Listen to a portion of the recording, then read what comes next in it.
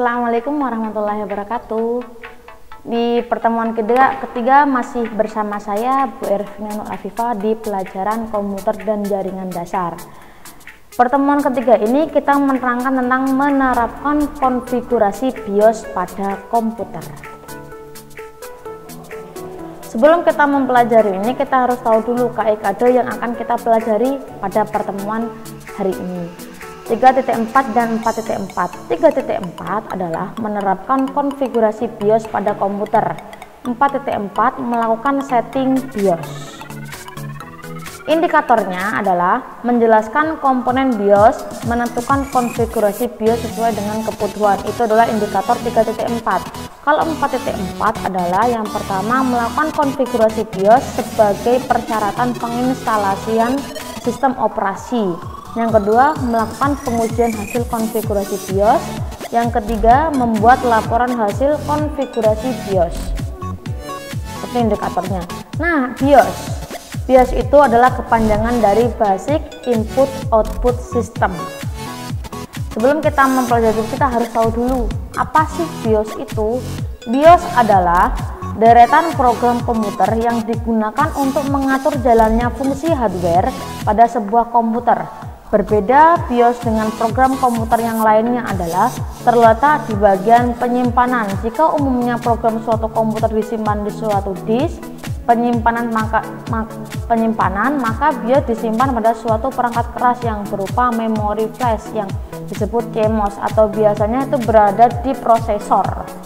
Nah, fungsi BIOS yang pertama adalah menjalankan perintah power on slash test, atau disebut ketika kita loading.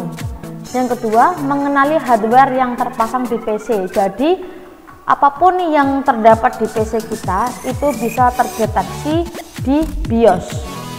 Yang ketiga, mengatur beberapa konfigurasi dasar dalam komputer, seperti kita bisa mengatur tanggal, waktu, konfigurasi media penyimpanan, konfigurasi proses booting, kita bootingnya yang pertama kemana, ke OS apa, ke instalasi, kinerja, serta kestabilan komputer. Jadi kita bisa mengetahui komponen-komponen yang akan kita gunakan di CPU kita, itu bisa kita lihat di BIOS, atau kita bisa mengaturnya di BIOS tanpa kita harus meloaderkan atau membuka. Cara kerja BIOS.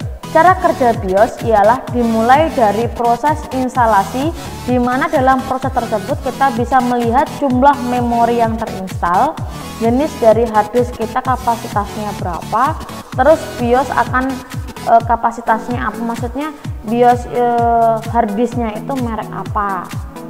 BIOS akan mencari, menginisialisasi serta menampilkan informasi-informasi dari graphic card.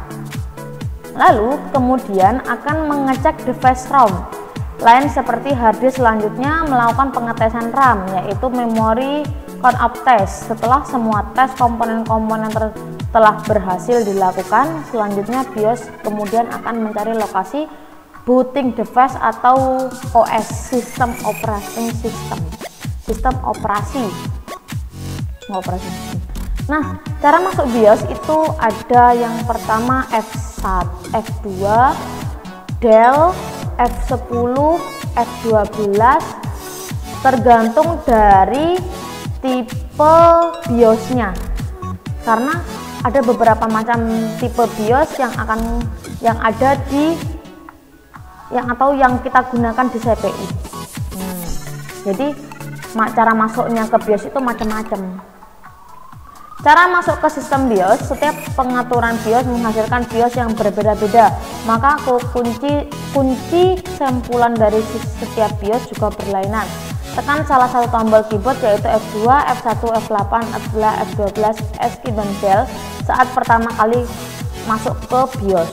Nah, yang saya bilang tadi, kita bisa klik F2 langsung. Ketika kita hidupkan power, klik langsung tekan di keyboard F2 terus sampai akan muncul. Nah, jika berhasil maka akan muncul BIOS. Nah, di sini ada contohnya dua, ada CMOS yang sini dan sini. Ini tipenya, biasanya yang ini itu digunakan di Dell. CPU-nya tetap tipe Dell. Ini biasanya di laptop kebanyakan seperti ini. Nah, jenis-jenis BIOS itu ada 5. Yang pertama Award Software, yang kedua Phoenix Teknologi, yang ketiga AMI, yang biasanya kita gunakan itu AMI, yang 4 Microit Research, yang kelima Para OM. Itu adalah jenis-jenis BIOS-nya. Nanti kita akan mempelajari lagi tentang BIOS-nya itu ketika kita penginstalan ulang, penginstalan OS akan kita pelajari di pertemuan selanjutnya.